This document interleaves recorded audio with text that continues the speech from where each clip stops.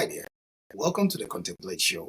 In this show, we try to answer life's trickiest questions in the best way possible. We educate and inspire individuals to achieve their goals. On this episode, we'll be talking about the tools successful people use in achieving their goals. Our guest is Myrna Widlend. Thank you for joining us today. Yes, it's such a pleasure, and thank you so much for the honor of being online with you. It's so lovely to see you after all this time. And thank you. This is an area that I'm particularly passionate about. The tool that I want to focus on tonight is on mind mapping. And it's a visual tool. Somebody asked me, what exactly is mind mapping? Well, mind mapping is actually a visual tool. It's all about organizing. It's about connecting ideas and concepts and information. So the way in which you actually get started is you create a diagram that maps out all of the areas that you actually wanted to be mapping out. And you start with a central concept, and then you branch out to related ideas. Does that make sense so far? So Yes. you visualize those relationships between the ideas, and what it does is it encourages creative thinking. Something just happens when you do that. Some people like to type it out. I like to do it manually. I like to use pen and paper because something happens when you're actually using a pen and paper. You're using a side of your brain that just seems to release a lot more creativity than when you're actually just typing something out. And the other thing also is that it helps you to organize and it helps you to prioritize your information. So, you're probably wondering and asking yourself, well, how can mind mapping actually help me? When you're actually feeling overwhelmed or you're feeling mentally cluttered. And I can tell you right from the deepest part of my heart that I know that mind mapping works. I hope I don't get too emotional as I share this with you tonight, but just recently I actually lost all my family in Australia. That was my mum, my dad, my sister, my brother, my nephew, and my very best girlfriend. And it was all within the space, out of the 5 of them, it was within the space of 10 weeks. So you can imagine the kind of grief and the trauma I was going through. So I found mind mapping particularly helpful. It really helped me to be able to just get back to I'm by no means back to the person that I actually was. And I probably will never be, because I think once you've actually experienced something like I've experienced, you can never, ever be the same. But I believe that what God does do is that He uses every single experience that we have. And so I can really assure you that mind mapping is an extremely great tool to use when you're going through grief, when you're going through trauma, and when your mind is extremely cluttered, because it helps you to, you see, as the member of the family that was left behind, I've had to not only go through the grief and the trauma, but I've also had to make some very personal decisions as well regarding them. So you can imagine the overwhelm that I have gone through, and I'm still going through as I'm navigating all of this. So the mind mapping has really helped me to really get clear about things, setting everything step by step so that I don't get totally overwhelmed and just not knowing what it is to do. It has absolutely helped me just to do everything step by step. One of the things when you're mind mapping as well is that it also helps you to be able to ask yourself the questions as you're mind mapping and as you're getting to the goal setting and as you're navigating whatever it is going through. it helps you to be able to also ask yourself the question, who's going to help me with certain tasks that I'm going through? Because you can imagine, I can't do all of this on my own. I'm going to need unneeded people around me to help me in specific areas. And I just want to explain to you something that when you live in Australia, the laws are not all the same in Australia. Every single state has their own laws. So these members of my family have been in Melbourne, they've been in Sydney, and they've been in Queensland. And I've had to use a part of my brain that's probably been totally unused because I've had to navigate through information that is so just not part of my day-to-day kind of thinking. And so the mind mapping has helped me an awful lot in just getting all of those ideas, getting all of that information together, and then being able to digest the information, and then being able to actually step into action with it. So the mind mapping, when you want, what you want to do with your mind mapping is you want to be able to you can also use your mind mapping to focus on relationships, because you can emphasize which of those relationships are important to you. You can, whereas when you're just doing traditional note taking, which most people would do, it doesn't work quite the same than when you mind map. Because when you're mind mapping, it helps you to stop and think. Whereas when you're doing traditional note taking, what you're actually doing is you're just focusing on individual points. Does that make sense when I say that? It's the mind mapping helps you to think a little bit out, become a lot more creative. It helps you to think a lot deeper. Whereas when you're doing traditional note taking, what you're really doing is you're just focusing on points. And you're not really getting to, if you're actually mind mapping, where there is something which is a bit of an unusual and a much more emotional kind of thing that you actually have to deal with, it's very challenging to get to actually stepping into action if you're just taking notes. In my case, it wouldn't have worked. Just say step 1, step 2, step 3. It just wouldn't have worked that way for me. I had to navigate a whole load of things, and I'm still navigating a whole load of things, and the mind mapping actually helps me to do that. The other thing that mind mapping also helps you to do with is that you can actually start becoming creative by using colors, and colors can help you in your thinking. If you're using pens, different colors can actually just help you in clarifying your thinking, in getting more clear about what it is that you need to do. But also the colors can also help you in terms of, in my case, where I'm sharing my own personal story here, in terms of the healing side of things as well. The certain colors that I used whilst I was mind mapping was actually helping in the healing process as well. I hope that makes sense as well.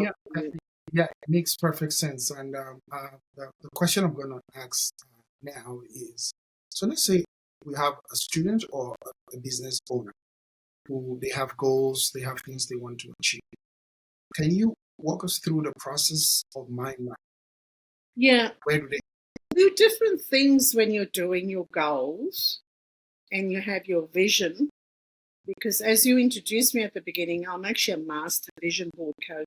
So what I'm talking about tonight with you, and what I'm sharing with your audience, is a tool that can actually be used either for specific areas that people are going through, or if they have a certain thing that they actually want to be mind mapping about.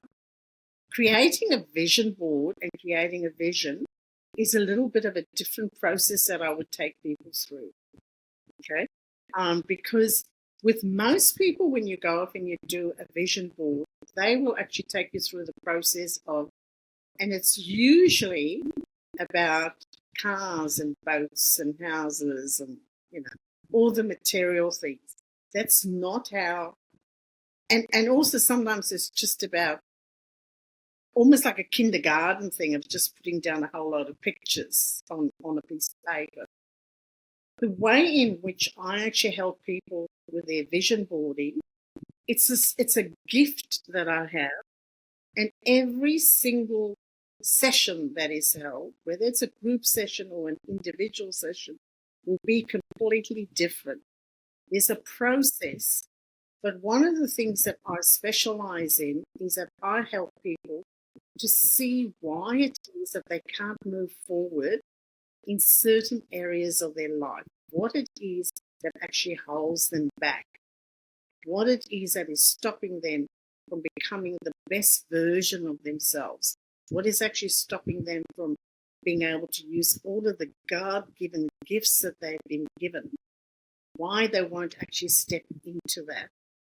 So it's a very, it's an interesting process that I will take people through. It's very simple, but it's very powerful and it's very, very effective.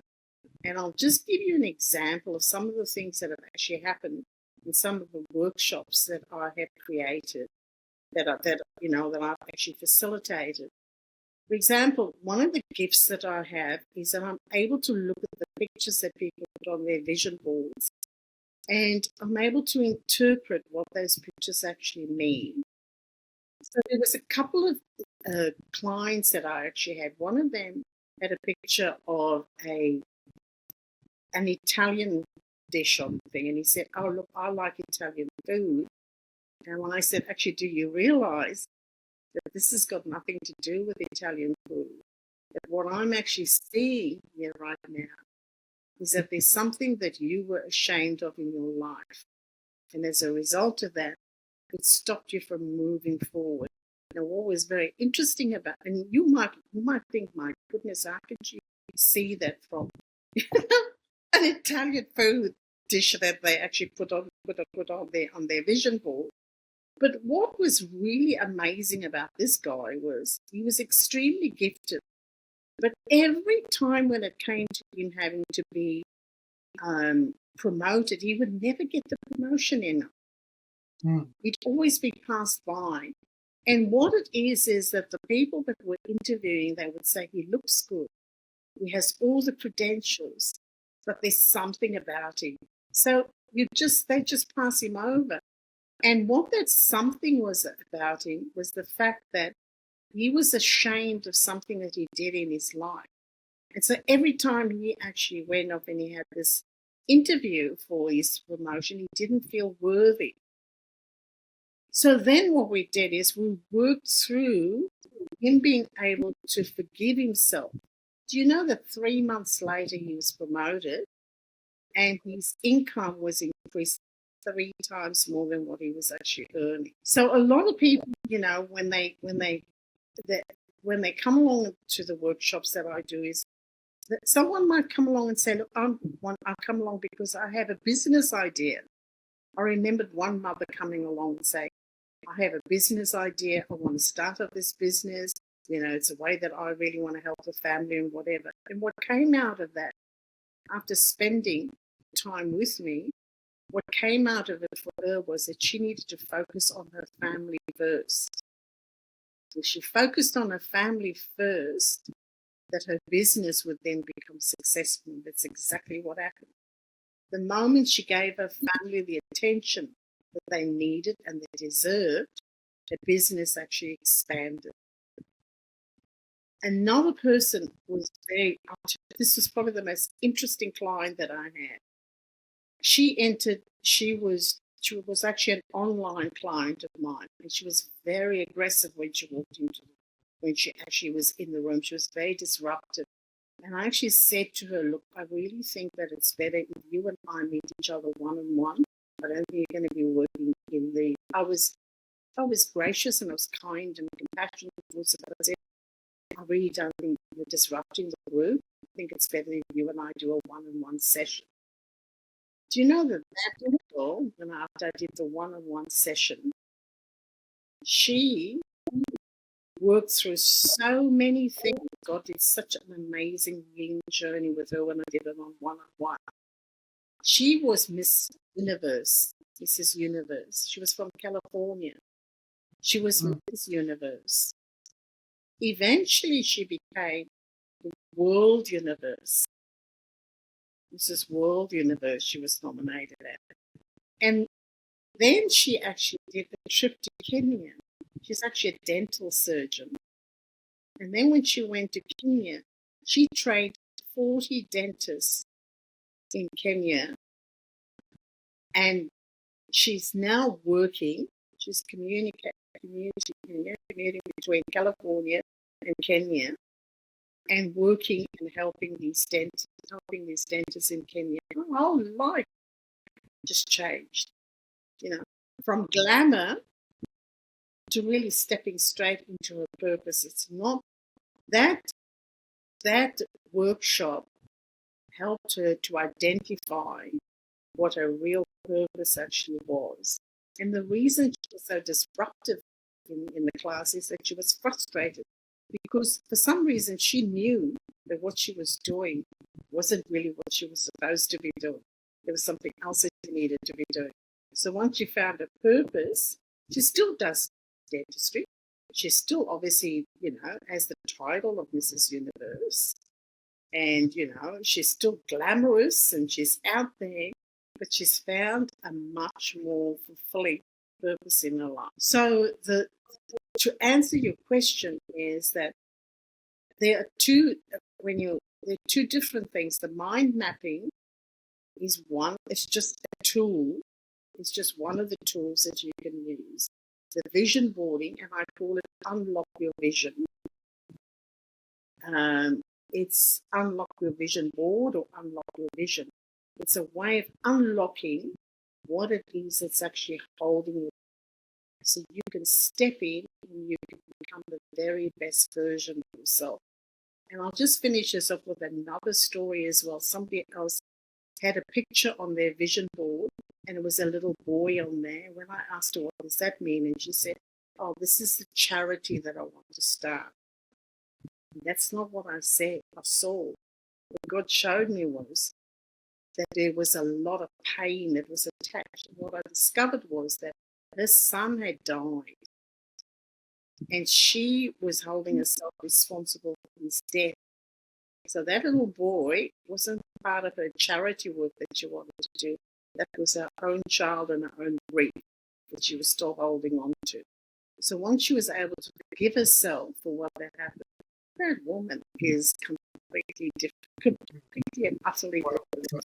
The way in which successful people can use it is becoming even more successful, because even successful people will set themselves at a limit, So the way in which they can use it is by finding out what are the gifts that they have that they haven't explored yet, that they haven't stepped into yet. And to have someone like myself, what I do is that I guide people into what it is that they can do next to become even more successful than they already are. And so the vision boarding, the way it helps them is because of the process that I actually use, the pictures that they choose, because very often when people go off and they do vision boards, they just choose pictures, don't they, and they put it on their board. That's not the way I actually teach people to do it. They have a completely different process. And so when they end up with those pictures often show them the directions in which they need to go into and how they can be even more successful than they already are. And these days, I think, too, is that another part of the vision boarding that can help people, too, is in the area of communicating. Because a lot of people are spending a lot of time on social media there, and they're not really communicating from the heart, and communicating from whatever else they're picking up. Whether you're successful or not, you can still be a victim of that. what it helps people to do, the vision boarding, unlocking your vision, helps you to be able to connect back to the heart. And when you're connecting back to the heart, you're far more successful. Does that answer the question for you? Yeah, it does. This will lead to my next question. You tend to be very vast with this subject. What actually led you to this path? That's always thank you for asking that, because I was born in South Africa. So I lived in South Africa, and I lived in South Africa during the apartheid era. So you can imagine the words that were around all the time. So from a very early age, my father taught me not to internalize the words and the words that were really being spoken. So from a very early age, I started already getting pictures and creating a different picture. So I started visioning already from a very early age.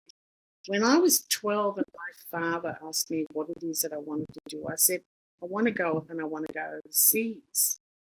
I said, I want to be the secretary of a really successful business person. I thought I was really clear about all of that. But how that led me to that was that I thought that if I left South Africa and I went overseas, the whole life was going to change. But the thing is, I underestimated what my vision actually was, because I ended up being the boss, and I ended up having the secretary and having the assistant, because I was very big in my vision, but I wasn't big enough. So how this all led me to it was purely because of my background. I remembered when I was working in a place in South Africa, and it was in a workshop, where they toyed with cars. And there was a German boss. He was very harsh. He did a lot of swearing. It was a horrible environment to be in. And I remember just drawing, when I sat at my desk, just drawing that one day I'm going to get out of this office. I just don't want to be there. And I wrote affirmations, and that's where I learned the power of the words that we speak over ourselves. Because what was very interesting that happened was that I was removed from that workshop area, and I was removed upstairs to work with the accountant. Now, here's the interesting thing.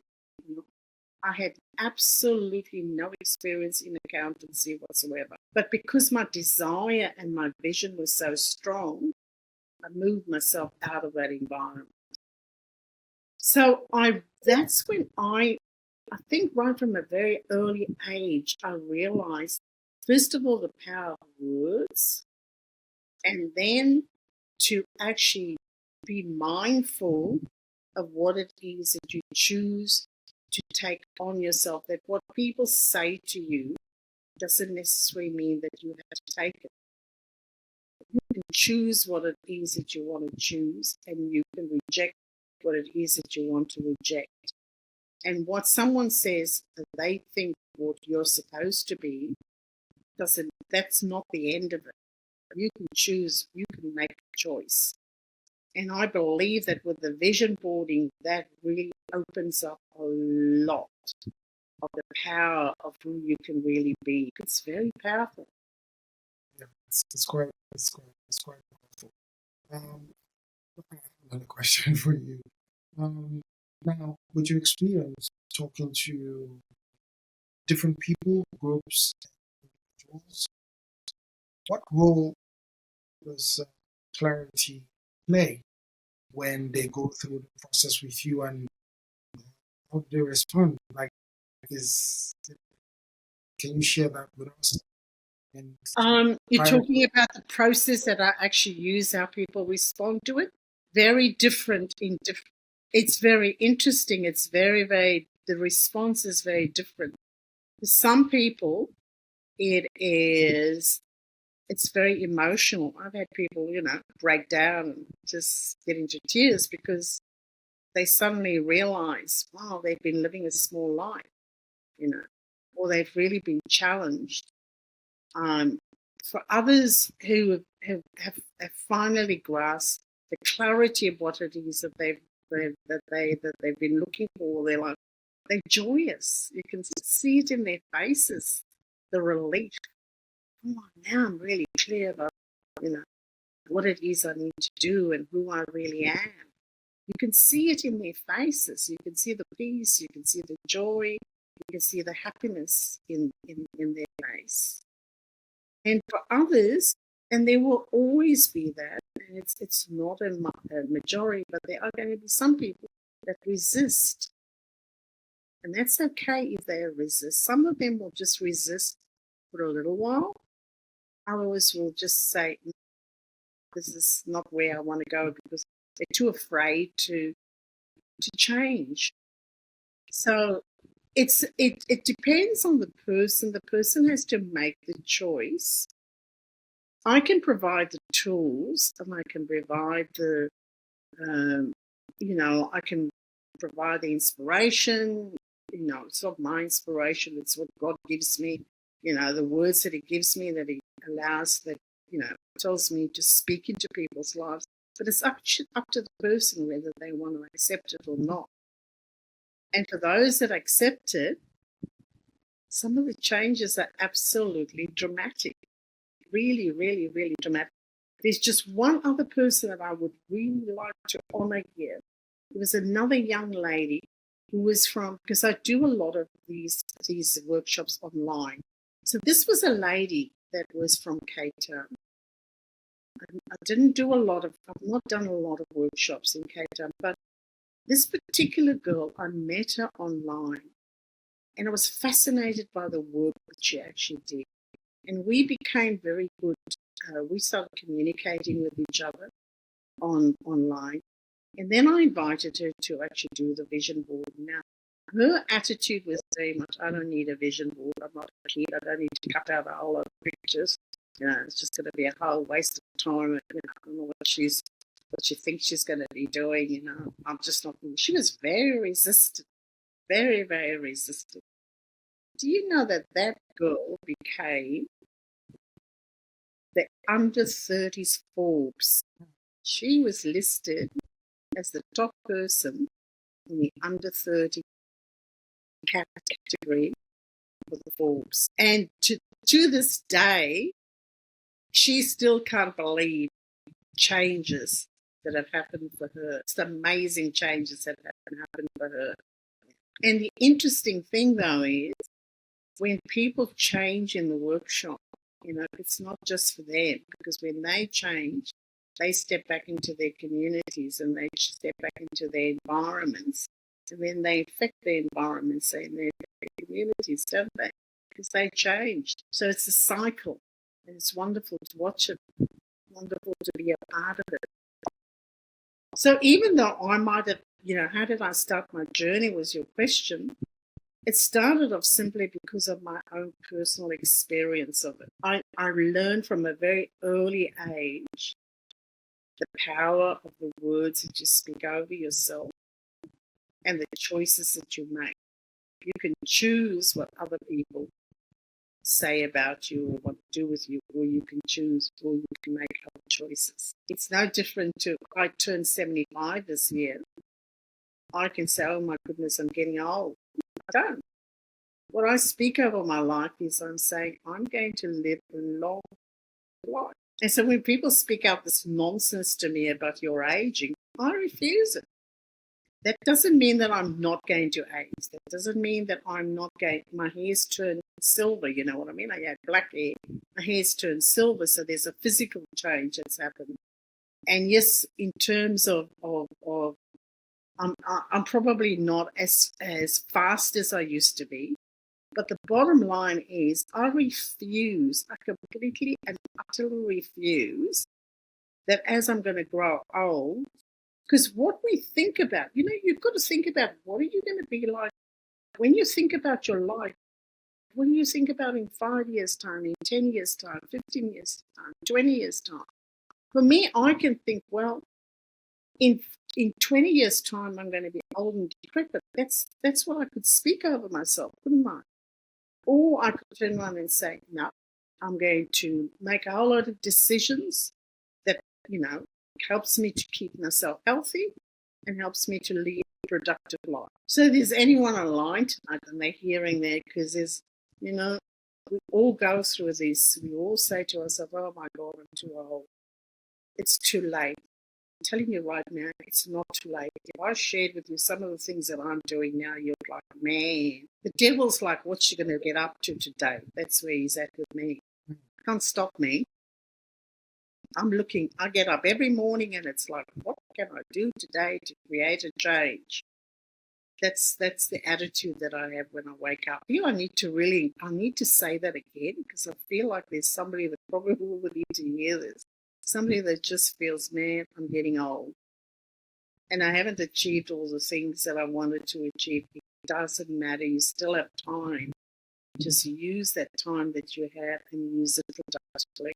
Because there's always somebody that wants to hear what it is that you have to share. They need it in their lives. And if you're so busy focusing on, oh, poor me or whatever, they miss out. Because they miss out on the gift that you have. We'll take a little break and we'll come back on the Contemplate Show. Don't go away.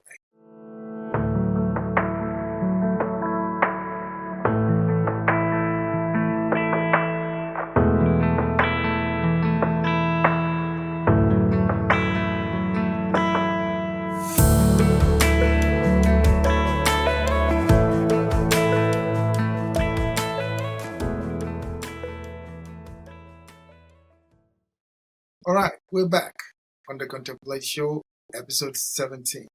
Trust me, it's been a smooth ride with Myrna, who is a master in vision board. She's a coach that has been doing this for a while, and she's helping us with nuggets and ways we can make our lives better. And that's what we do here on the Contemplate Show. Thank you, Myrna, for your time. All right, so I have a few questions before we let you go because I know you're super busy. The first one is there are people who are actually going through a lot of stress, family, business, school, and things like that. So they have no idea how to start. That is mind map. In fact, they don't even want to think about vision board or anything like that. What do you have to say to people on this? I think the one thing that we can't do is not to deny the fact that it can be frustrating and it can be demotivating. So I think the first thing to acknowledge is what it is you're feeling. You're feeling frustrated and you're feeling angry and you're feeling embittered. Acknowledge that that's actually what it is that you're feeling. A change of scenery can make a very big difference for you.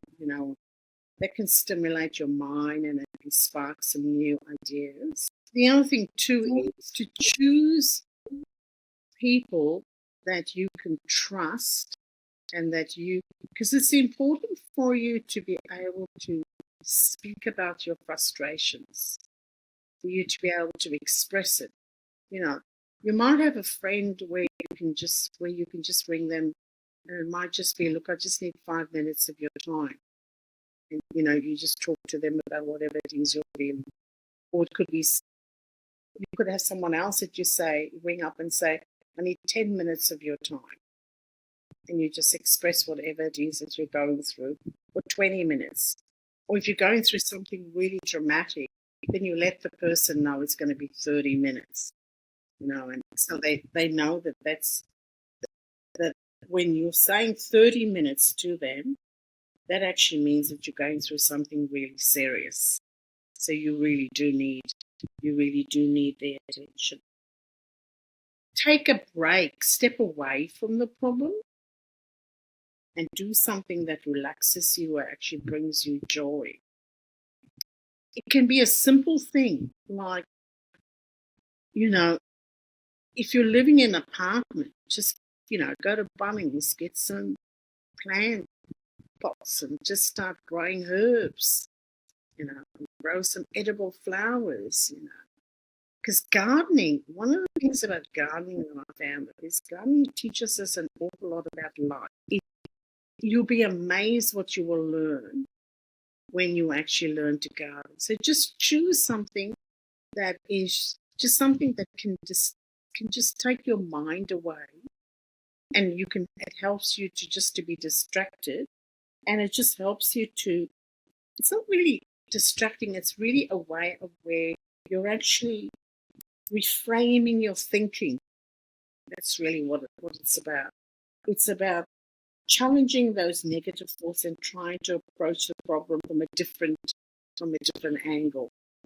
The other thing is to seek out new information, to gather new insights, do some research, or get some expert advice so that it can show some light on the issues that you're actually going through. And then take your problem, and here's where the mind mapping helps, is just taking it and breaking it down into smaller, manageable tasks to actually make progress and actually start building a little bit of a momentum in your life. And the most important thing, which a lot of people don't do, is they don't practice self-compassion. Learn to love yourself. Learn to be compassionate with yourself. Learn self-care. And self-care isn't just, there's a beautiful book. Just can't think the total of the exact title of it, but I will actually put it in the comments, or I'll send it to you in it. It's about a lady called, she's a Dr. Sandra Dalton Smith, and she talks about rest. It's a very powerful book. When you're going through a lot of stress, and you're going through, and you're really stuck, and you're really, you're just in that really horrible emotive stage of your life, it's important to understand the different kinds of rest that you can step into. So, for example, what I did after the death of my family, I actually stepped into creative rest. So what I did was I took the focus of myself and I invited friends, and I said, let's go off and go and do a workshop together. So we went off to an organic farm. Not an organic farm, it's where this woman lives. And she grows all these edible flowers, and she has fruit trees and vegetable patches and whatever. And what we learned to do was we learned to create some edible flower recipes. So we spent nearly 3 hours just having creative rest, just sitting out in a garden around a table and just doing something creative.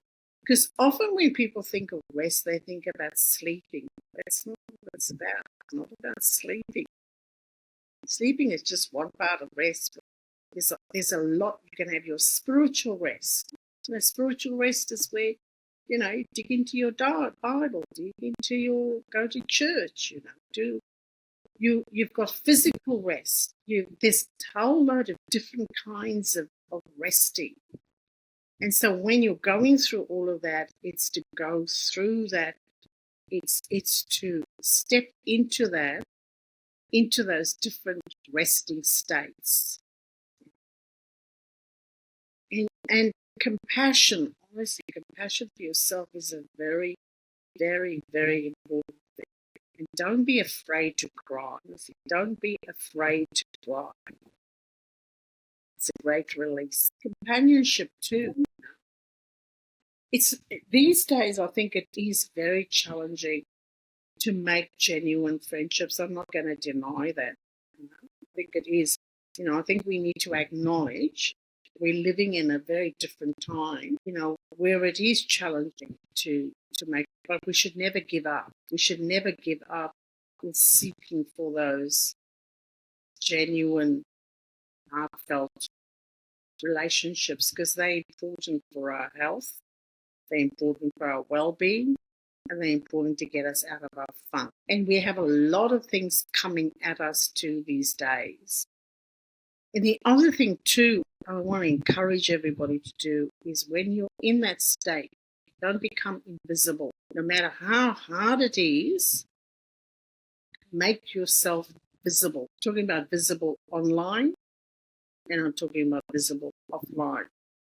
Because often what happens when you're not feeling very good, that you just want to stop being, you want to withdraw. That's the time just to step through and just become visible. Even if you do a small thing by being visible, just by putting a quote on your Facebook page, or put an affirmation on there, or put a lovely photograph on there. Just do something that just keeps making sure that you are visible. Okay. So I have one more question for you. What's your final advice or final word you can give to audience that can actually help? I'm glad that you asked that question. I really did, and I'm going to definitely.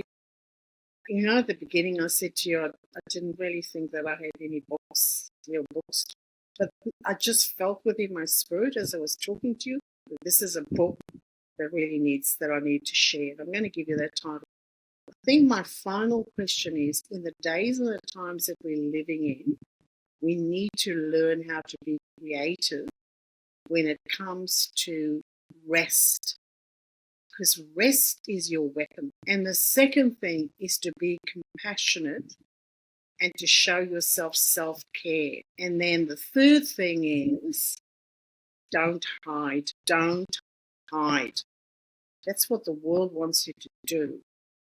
It wants you to hide, but don't hide, be visible. And then do the work that needs to be done to step into the area of handling your trauma, in handling your grief, in handling your disappointments, learn and find tools that work for you. Because different tools will work at different times. There are going to be some days when your mind mapping might be all you want to do all day long. Right now, I'm in a big phase of mind mapping, huge phase of mind mapping. Okay? Only because I've got there's so much that I have to do that I have to break it down into little pieces. So the mind mapping is really important for me. The other thing too is be aware of the pictures that you create in your mind, and also the pictures that you put out there. So now if you're into social media, choose pictures that really lift up your spirits. It can be a picture of a flower, it can be a picture of a plant. It doesn't always have to be something serious. Choose pictures that actually uplift your spirits and also that uplift others. And even if people don't comment or whatever what it is, and let me tell you something, people are watching. They are watching, and you don't know what effect you're having on them. So, the thing is, do the things that you need to do, the things that you need to do, even if you don't feel like doing. And then, the most important thing is just be yourself, be authentic. Don't do things, but be who you're supposed to be. Last Sunday I had something very interesting. Someone at church came up to me and said to me, there are people that have the gift of being a host. And by that hosting, they like inviting people to their homes, and they're really good. They cook, and they're really good at that. And they said, the way I see you, Myrna, is I see you as being someone who's a host, because you invite people into your presence. See, the idea of me having people around my house and having to think about shopping and cooking and all that, that's something that really excites me. It's like, man, but for me to sit down and talk to someone and listen to someone and engage with someone, that's what lights me up. So find the things that light you up and just do the things that light you up. Not the things that people expect you to do. Yes, sure, there are certain things that we have to do. If you're a parent, there's certain things you have to do because you have children. There's certain things you have to do in your job that you don't want to do. But find the things that light up your life. And that's where you can create a vision board around it. That's where you mind map around about what it is that you really like doing. Because when you're living a good life, it shows up, doesn't it? It shows up in your face. It shows up. It shows up in your voice. And it shows up in your face. And it shows up in your body too with the way you walk. I remember someone saying to me, what makes you think that you can walk into a room so confidently? And I said, of course I do, because every time there's a door that's open, it means God has opened up that door for me. So, of course, when I walk in there, I walk in there with confidence because I ain't walking in there on my own. He's walking besides me. And it's a door that he opened for me. So I'm going to walk in there. I belong in that room. I'm not begging for a seat at the table. I'm walking in there. So when you walk into a room, imagine, I don't know what your belief is, whatever, but don't imagine you're walking in there alone, because when the door is open, you walk through that open door and you walk through it confidently. You don't walk in there, it's just, no, you don't. You walk in there confidently. So, lastly, how can people reach you? I'm sure they especially with you. Thank you for that opportunity to do that. Let me tell you what's happened. My website, someone actually hacked it. Hello, that's scary. Somebody hacked it. So the way in which people could reach me is through my email address, which is Myrna, Myrna, vision boards with an S at gmail.com. Or you can reach me on my Facebook page, which is Myrna Widlend, WIDLEND dash the Vision Board Coach. And I have a Facebook page. That one's obviously have my private public page, but that one is actually my Vision Board page. Thank you so much. Thank you so much, Anna. It's been a reflective moment for viewers and myself as well. Like, you took time to break things down, very, very informative and educational. That's what we do here on the Contemplate Show, just to make people understand that they're not alone in their circumstances. There are people who God has designed and are fully equipped with the solutions they are after, like yourself. The Facebook information and things like that, I'll put in the description. So if you have any question, please put in the comment section. Thank you so much, Enoch. I really value and appreciate this time, and I hope that your audience has found it helpful. And we will put, as Enoch said, he will put the details again there just in case you didn't get it, and I'll be absolutely delighted to help you. All right. Thank you, everyone. I'm your host, Enoch Kogi, and bye for now.